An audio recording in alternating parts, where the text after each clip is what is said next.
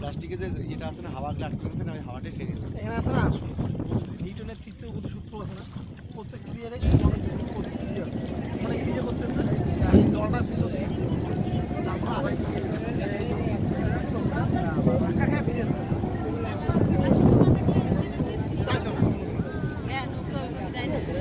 প্রথম খেয়াল করতে হইলো ধাক্কা করছে না, যদি বাতাস কম হয় তাহলে রোগে দেখো চলে যায়, বাতাস যখন বেশি হলো তখন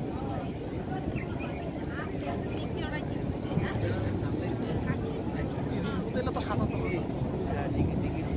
রিস্ক নাই, অল্প করে জায়গা থাকে, আর রিস্ক নাই